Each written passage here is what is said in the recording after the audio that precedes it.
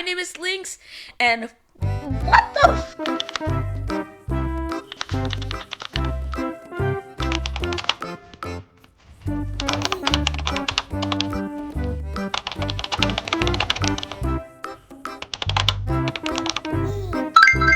Hi, my name is Lynx, and I'm currently a complete noob when it comes to making content on YouTube. And man, is this video long overdue. From the title of this video, you may already know that I'm a young artist currently learning and growing like anyone else on earth. Being a newbie to making content on the internet people will eventually see on their little recommendation page is a lot to handle. If you make it a lot to handle.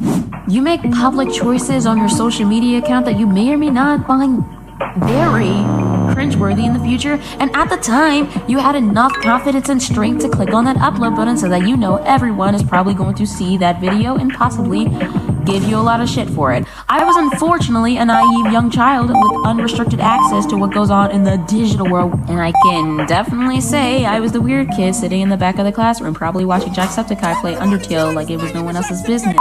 You often want to share your progress in life with something you are passionate about, like art. Most people just upload their passionate hobbies on the internet for a digital portfolio, either for themselves or for work of all kinds. Do you want to uplift others with peaceful affirmations? Nope. You should do ASMR. Or you could be the ASMRist that chews absurdly loudly into a microphone for 40 minutes straight. That works too. You want something to laugh at in your 20s? Be a dumb little 5th grader who loves to play with their dolls on camera and draw indie game fan art that you probably were too young to even indulge in due to the concepts of the game. Doki Literature Club traumatized the hell out of me. And you could also make gotcha story videos with dialogue that has so much profanity in it you would think that VipsyPop wrote the script. Do you just want to have a little bit of fun in your free time? Then stop right by in a land of cyberspace where you can scroll endlessly at videos that keep you mentally entertained and help you relax depending on what type of video you click on. Videos that inspire you in whatever type of thing you want to create at the moment. This could be fashion videos, cooking videos, videos of two brown boys building literal houses in a damn jungle like we're in Minecraft, or art commentary videos. Most social media influencers that you know and love to watch start their future careers on the internet at a very young age, and they continue to learn more and grow their channel style as time goes on. Most people didn't necessarily care if they were pleasing their small audience at the time with high quality content because it was just fun and games. Silly videos that they could show their grandkids whenever they came over to their house. Nowadays, a lot of young and older people actually care about pleasing a group of strangers online who have found their content on whatever platform it was, and that is perfectly fine.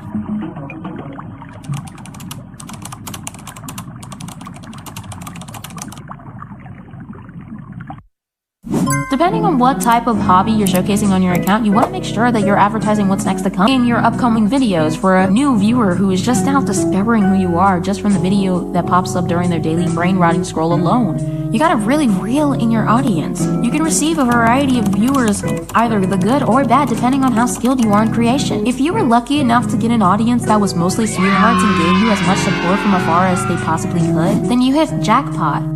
I was lucky enough to gain a tiny audience on TikTok that gave me enough positive support to do what I love, to create art. Like life itself, art is simply a journey that I've been on for 24/7. I've been drawing since 2017, with anime being the only real thing I ever actually enjoyed drawing. I can definitely say I was so horrible at drawing around that time, but that's kind of what happens when you give a 9-year-old a pen, a notebook, old shoujo anime shows, and a dream. I was influenced by anime a lot as a child, just like a bunch of other artists that you probably know of. Due to my years of being influenced by anime-styled artwork, animated or not, I am stuck with an art style that, to the eyes of a non-artist parent like my dad, would just casually assume that it was just another one of those Japanese cartoon-looking art pieces that I always draw in my spare time.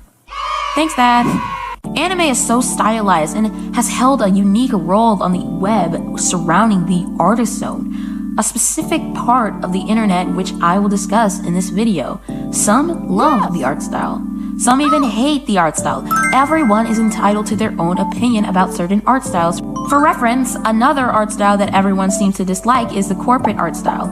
I personally understand the distaste of this kind of art, but Not necessarily because the art style itself, but because a lot of corporations are terrible and severely corrupt most of the time, and also just because I'm not too fond of how overly simplified the art style as a whole looks, despite me enjoying how colorful it is. You may have your own personal opinions about one's art style. That is very normal. However, what you shouldn't do is send negative interactions towards someone's art just because you do not enjoy the way that they draw. TikTok. Why won't this app go away? I'm just joking around though. I've been using this social media app since the late 2018. I would occasionally post drawing videos on there that would hardly get any attention, thank God. It was a 50-50 when it came to gaining a big audience on TikTok at the time. You would either get a ton of viewers, and I'm talking millions, or you would get 3 likes, like I did in 2018. The viewing algorithm would change once the pandemic came into existence, meaning that people were almost free to do without being publicly shamed yet. You could do weird all-kid makeup or do the chica dance like it was no one else's business, or make a questionable yaoi anime theme song popular enough so that it will forever be ingrained into my mind.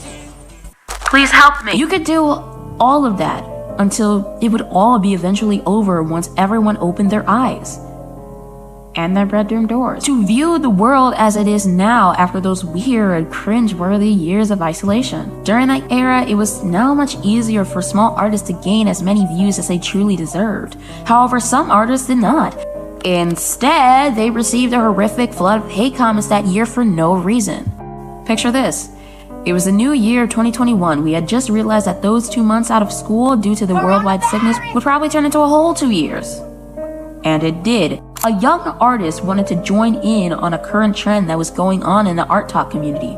A trend where you show your unique rendering process, seeing the rough coloring to a more refined and detailed look in each frame. A simple trend that this young artist wanted to use to showcase the progress in their creation. Little did they know, TikTok, like many other social media apps, had a certain group of users that weren't very pleasant. The group filled the creators' comments with hate comments, just because the eyes were too far up to the audience's taste. And again, it is okay to have your own opinion, but that does not mean leave disgusting comments in someone's comment section. People even made videos mocking the young artist as a trend, claiming that this was one of the new art lore videos at the time.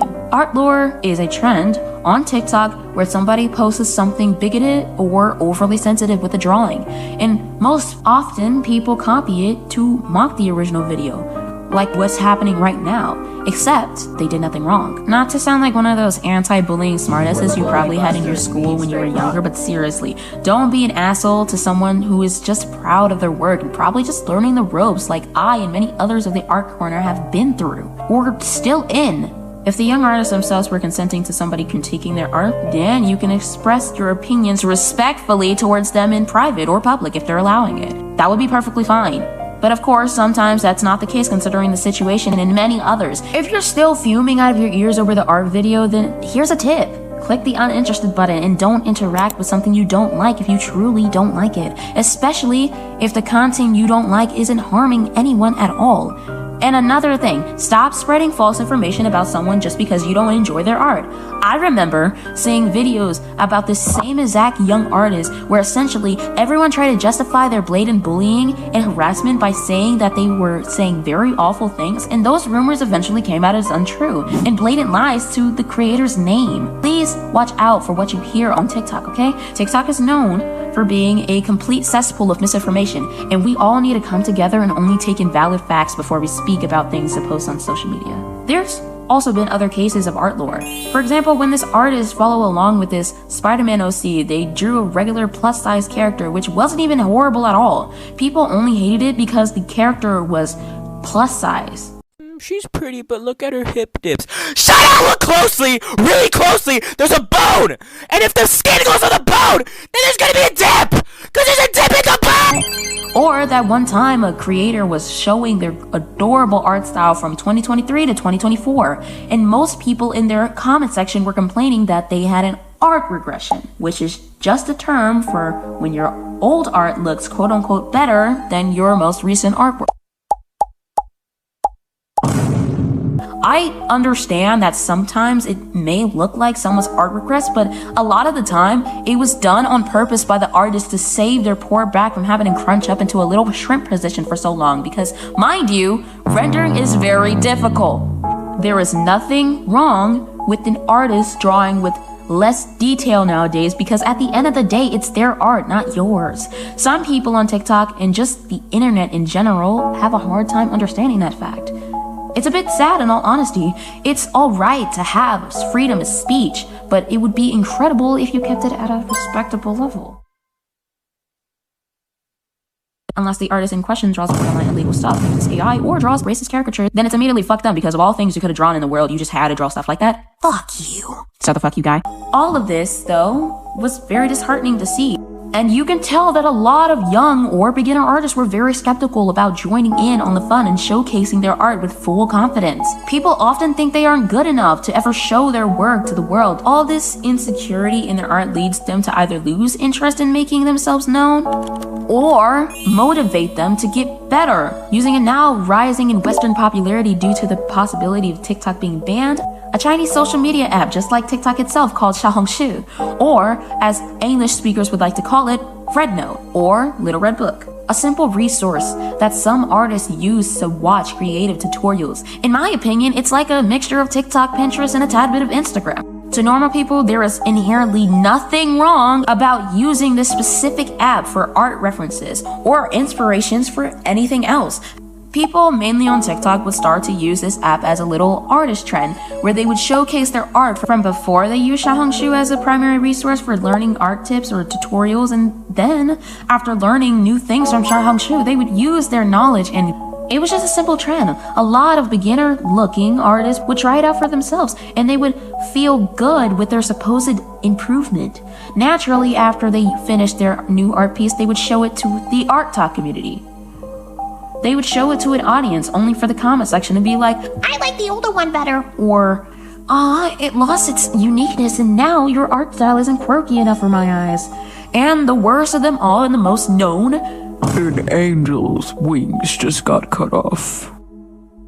Oh, what the fuck? The art talk community tends to be very hypocritical at times, because it's inherently a crime to show your art to the internet and be proud of yourself despite being a beginner artist. However, it's also a terrible, ungodly, offensive crime when the said beginner artist wants to improve themselves. And even for chronically online strangers on the internet to enjoy their new and now more socially acceptable art style just by using resources from something new to the Western eye, it's really irritating, because Art Talk and just the art community in general has good people in its community. However, the negativity really overshines the goodness of the community. The art community as a whole has a history of hatred against themselves and each other. My theory about this issue and where it could be coming from is projection. People have a thing for taking out their frustrations on random people on the internet because they know that they are anonymous and will not be physically affected by any of the backlash they will most likely receive from the people who have a problem with unnecessary hatred of people who do nothing wrong. They see someone who is currently going through problems in their art journey, and instead of helping the person and giving them ideas on how they can improve their artwork, they don't help, they don't do anything, they just laugh and continue to be a hater on the internet because they have nothing better to do with their lives. However, what can you do as a beginner artist who is tired of being knocked down just for being proud of your creation and slowly getting better at your craft the more you practice and learn? Again, the block button exists for people to use. You don't have to listen to criticizers who are only there to bring you down and not here to lift you up. If you asked for somebody to give you critique on your artwork, that is perfectly fine. But if you don't want anybody to give you any critique or criticism on your work, the best you can do is either to ignore them or to state that in your caption. People will do anything to get a rise out of you, and instead of giving into it and arguing with a bunch of strangers online, don't let it get to you. You're just a person on the internet to showcase something you enjoy. No one can take that away from you. Only you. Because again, the art journey is a lot to handle, if you make it a lot to handle. So stop making it a lot to handle. Dumb. That took fucking forever. Thank you so much for sticking around to the end of this video. This video took a very long time, not just because of procrastination, but because I have school to attend to all the time. I made a plan that I will be continuing to post videos specifically during the summertime, so please stay tuned for that. Again, there is a lot of mistakes in this video. I will probably not agree with everything I said in this video probably in a few years or something, but right now, I don't want to think about how much I probably hate this first video. I think everybody hates their first video, to be honest. Let me know what you guys think in the comments, and the next video will not be about drama. It won't be about like toxicity in the fucking art community or something like that. I don't really plan on making videos that are like literally just negative and just talking about drama that should have never happened in the first place, because honestly, I actually care about my mental health a lot. Talking about negative things on the internet, even for some people out there, maybe. Me personally, I just don't want to be talking about negative stuff unless I really want to. So that's not something I'm going to do. There are other people out there who talk about drama on YouTube and the internet, and just, you know, the artist side of the internet in general, and I just, you know, I'm not gonna be one of them. Unless honestly, editing this first video was like really it took a long time for me to like actually come out with. I had a bunch of errors when editing this video. Oh my god. I had a bunch of errors when editing this video, and yeah, I don't think I'll be sounding exactly like I did in this video. Hopefully not. I guess you guys can kind of tell by my complete tiredness. I literally just woke up like 2 seconds ago. Anyways, yeah, I'm still trying to figure things out. I'm trying to figure out the style of my YouTube channel. I'm trying to figure it out. But for the most part, I just know that my YouTube channel is just gonna be me learning new things and doing new things with my art style and everything about art. And I really hope that you guys, you know, stick around for that. Make sure to subscribe, you know. You don't have to, but make sure to subscribe, you know. Yeah, so that happened. I guess I'll see you guys later in the summertime when I'm done with school for a little bit. Just to come back to school. Oh my god, I can't do this anymore. Hopefully, school next year for me will not be as bad, because I will be in fact a senior. My junior year fucking sucks, please me. You understand. Alright, I'll see you guys later. Goodbye now.